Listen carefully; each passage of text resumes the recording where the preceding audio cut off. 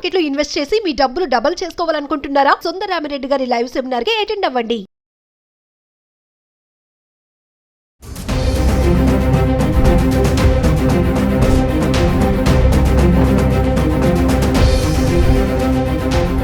Hello viewers, welcome back to our channel. ప్రస్తుతం మనతో పాటు ఉన్నారు consumers affair committee chairman Mandadi Krishna Reddy గారు. సార్తో మాట్లాడదాం.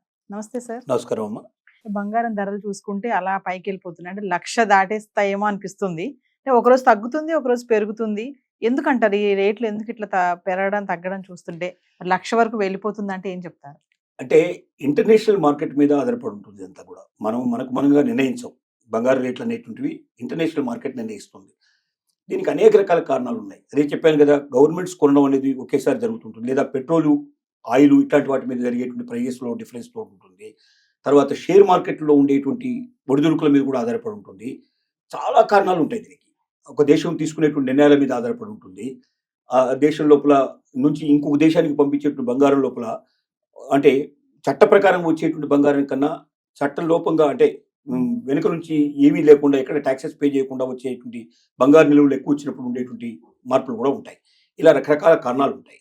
కాబట్టి కారణాలు ఏవైనప్పటికీ ఇవాళ ఉన్న పరిస్థితుల లోపల బంగారం రేట్లు పెరగడంలో ప్రముఖ దేశాలకు సంబంధించిన పాత్ర, ముఖ్యంగా పెట్రోలియం సంబంధించినటువంటి కంట్రీస్ యొక్క పాత్ర, ఇలాంటివన్నీ కూడా దీంట్లో బాగా మనకు వీటన్నిటికీ ఉపయోగిస్తున్నారు.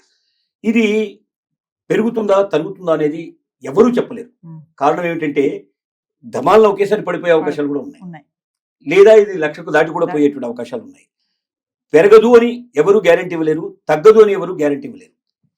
ఇప్పుడు మన అవసరాలని వీలైనంత వరకు అవసరం ఉందా లేదా అనే దాని మీద ఆధారపడి ఉంది. బంగారం నిల్వలు పెట్టుకోగలిగే శక్తి ఉన్నవాళ్ళు బంగారం పెట్టుకుంటే ఎప్పటికైనా సరే బంగారం ఉపయోగపడుతుంది. కానీ మరీ వేరే భూముల విలువలు కానీ మిగతా విలువలు కానీ ఒకేసారి డమాల్లో పడ్డట్టుగా అంత తేడా రాదు. కొద్ది తేడా వస్తూ ఉంటుంది. అంటే వెనక్కు పీకే పరిస్థితుల్లో 500 రూపాయలు, 1000 రూపాయలు, 2000 రూపాయలు తగ్గుకుంటూ పోతుంది. ఆ పరిస్థితి ట్రెండ్ చూసి అప్పుడు ఇమీడియట్గా దీన్ని డిస్పోజ్ చేసుకున్నట్టయితే తెలివిగా దాని నుంచి బయటపడే అవకాశం ఉంటుంది.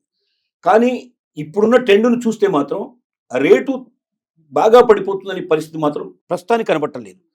ఒకవేళ మళ్ళీ పరిస్థితులు మారితే మనం చెప్పలేం, కానీ ఇప్పుడున్న పరిస్థితుల్లో కొంచెం పెరిగే అవకాశాలు కనపడుతున్నాయి తప్ప తగ్గే అవకాశాలు కనపడలేదు.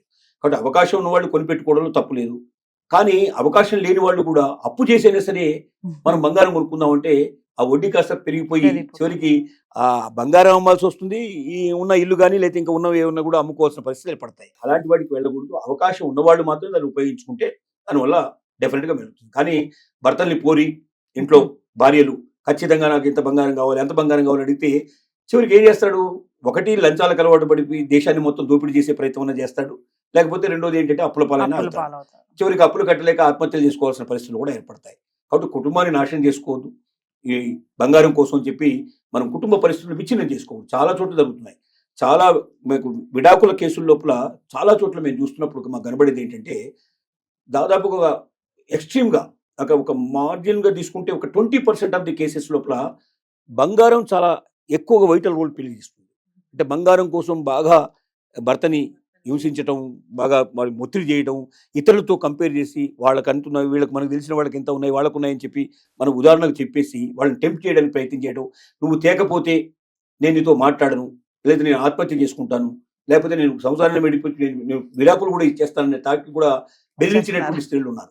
వీటి బాధ భరించలేక చాలా మంది ఏమవుతున్నారంటే అంత ముందు కన్నా ఇప్పుడు ఇంకా ఎక్కువ అనైతికమైన పనులు చేయటం, చట్ట విరుద్ధమైన పనులు చేయటం, ఇల్లీగల్ యాక్టివిటీస్లో పాల్గొనడం. ఎందుకంటే ఏదో రకంగా సంపాదించాలి. రెండోది ఏంటంటే అప్పులు పాల్గొనడం. ఇవి రెండోది. ఇంకా ఇప్పుడు ఆన్లైన్లో వచ్చేటువంటి చాలా ఏదైతే వడ్డీకి మీకు అంటే డబ్బులు లోన్లు ఇచ్చేవని చెప్పి ఆన్లైన్ లోన్స్ ఏవైతే ఉన్నాయో అది విపరీతమైనటువంటి లోన్లు అన్నట్టు. అంటే లోన్ తీసుకున్న తర్వాత వాడు ఏం చేస్తాడంటే మన ఫోటోలు అన్ని మార్ఫింగ్ తీసేసి ఫోటోలు పెట్టడం, మిగతా వాళ్ళందరికీ పంపించడం, మనల్ని బజార్లో ఏమాత్రం కూడా విలువ లేకుండా చేసే ప్రయత్నం చేయడం. వీటి వల్ల ఆత్మహత్యలు చేసుకున్న వాళ్ళు కూడా చాలా మంది ఉన్నారు. అంటే ఆ డబ్బు దేనికి తీసుకున్నారంటే ఇంట్లో బాధపడించలేక బంగారం కోసం తీసుకున్నటువంటి నిలవలు కనబడుతున్నాయి. అంటే ఒక 20% ఆఫ్ ది కేసెస్, దాదాపు 15 to 20% కేసెస్ బంగారానికి సంబంధించిన కేసెస్ విడాకుల విషయంలో కానీ లేకపోతే ఆత్మహత్యల విషయంలో కానీ ఎక్కువగా పనిచేస్తున్నట్టు నేను చెప్పే స్థితి ఉంది. కాబట్టి స్త్రీలంతా మేల్కొనాలి. బంగారమే జీవితం కాదు, బంగారమే సంసారం కాదు, బంగారం లేనంత మాత్రంలో ప్రపంచంలో మనం బతకలేని కాదు. పోయేటప్పుడు ఆ బంగారం మన వెంట రాదు. అంటే బంగారం పైన పెట్టుబడి పెట్టాలంటే కొన్ని ప్లాట్ఫామ్స్ కూడా ఉన్నాయి కదండి, వాటి గురించి కొన్ని ఉన్నాయి, వడ్డీలకు వాటికి ఇచ్చేవి ఉన్నాయి. కానీ మరి తీసుకున్నప్పుడు దాన్ని చెల్లించగలిగే శక్తి చెల్లించాలి. మనకు ఉందా లేదని కూడా చెక్ చేసుకోవాలి కదా. Yes. మనకు వచ్చే ఇన్కమ్ ఎంత, ఈ ఇన్కమ్ లో మనం సేవింగ్ చేయగలిగేది ఎంత, మనం వడ్డీ కట్టగలిగేది ఎంత, అసలు కట్టగలిగేది ఎంత. ఇప్పుడు ఒక ఇల్లు కొనుక్కోవాలంటే ఎలాగైతే మనం ప్లానింగ్ చేస్తాం, ఒక బంగారాన్ని కూడా అలాగే ప్లానింగ్ చేసుకోవాలి. ఏదైనా ప్లానింగ్ లేకపోతే కష్టం. అంటే మనకు వచ్చే ఆదాయాన్ని మనం ఎలా ఖర్చు పెట్టాలనేది ఒక దృక్పథం లేకపోతే, ప్లానింగ్ లేకపోతే ఒక జీవితం లేదు, ఒక ఇల్లు లేదు, ఒక ఒక సమాజం లేదు, ఒక దేశం కూడా లేదు.